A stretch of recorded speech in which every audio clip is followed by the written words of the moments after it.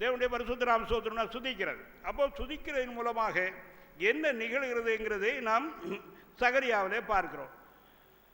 அங்கே நாம் வாசித்தது என்ன என்றால், அதாவது பிற்காலத்து மழைக்காக வேண்டிக் கொள்ளுங்கள், அப்பொழுது அவர் மின்னலை உண்டாக்கி வயல்வெளியில் அவரவருக்கு பயிர் உண்டாக அவரவர்களுக்கு மழையை கட்டளையிடுவார். தேவனுடைய பரிசுத்த நாமம். நீங்கள் எந்த அளவு சுதிக்கிறீர்களோ அந்த அளவுக்கு மேகம் எழும்பும், அந்த அளவுக்கு மேலே இருந்து மழையாய் சொரியும்.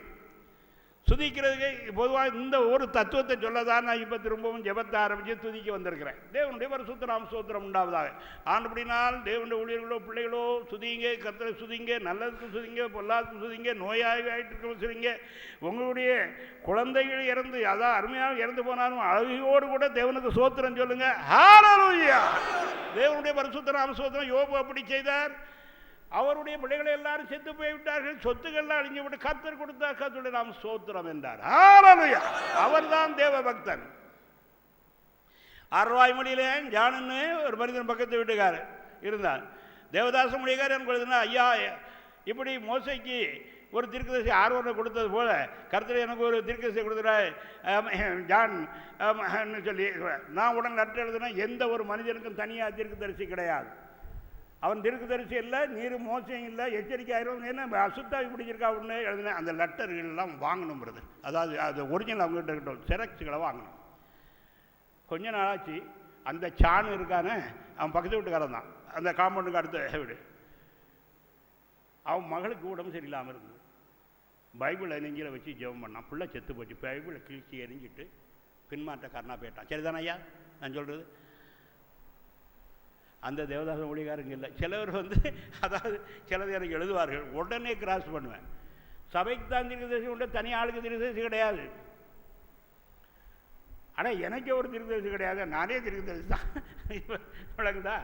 அதாவது திருச்சபையினுடைய ஒழுங்கு எப்படி புதிய ஏற்பாட்டில் பரிசுத்தாவியதை அமைச்சிருக்கிறாருங்கிறத ஏன்னா அந்த தீர்க்கதரிசி தான் விக்கிரக ஆராதனை செய்தான். கடைசியில் அவன் துன்மார்க்கனாய் போய்விட்டான்.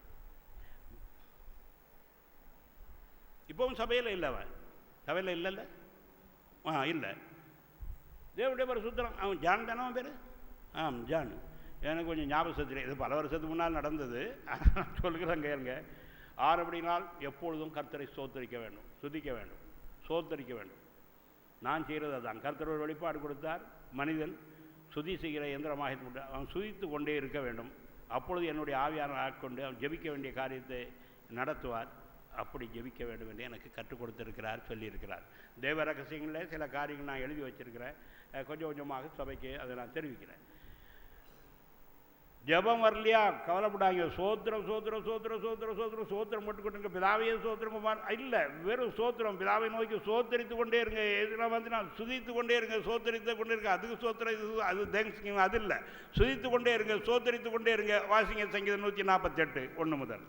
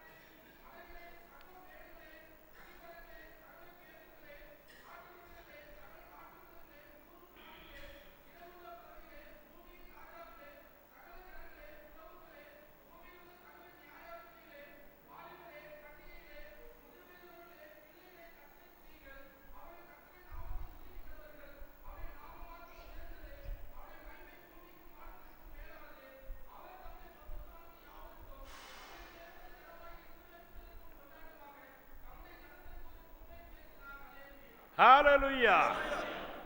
தேவனுடைய பரிசுத்த தம்மை சேர்ந்த ஜனமாகிய சிறுவேல் புத்திரருக்கு கொண்டாட்டமாக தம்முடைய ஜனத்திற்கு ஒரு கொம்பை கர்த்தராகிய இயேசு கிறிஸ்து உயர்த்தினார். ஹல்லேலூயா, ஹல்லேலூயா. தேவனை துதிக்க வேண்டும், ஸ்தோத்திரிக்க வேண்டும். நாம் பார்க்கிற வானக மண்டங்களே முதலாவது பார்க்கிறது பால்வீதி மண்டபம். இதிலே 10 லட்சம் அதாவது சந்திரங்கள் இருக்கிறார்கள். இந்த பால்வீதி மண்டபத்தை போல 1 லட்சம் அதாவது பால்வீதி மண்டபங்களைப் போல பால்வீதி மண்டபங்கள் மேலே காணப்படுகின்றன. மேலும் ஒரு நட்சத்திரம் இந்த பூமியை காட்டிலும் பல மடங்கு அதிகமானது. சில நட்சத்திரங்கள் சூரியனை விட பெரியதாகும், ஆனால் வெகு தூரத்தில் இருக்கிறதுனால மின்மினி பூச்சி காணப்படுகிறது. சராசரங்களை பற்றிய அறிவை தேவனுடைய மக்கள் பார்க்கும் பொழுது நாம் தேவனை சுதிக்காமல் சோதரிக்காமல் இருக்க முடியாது.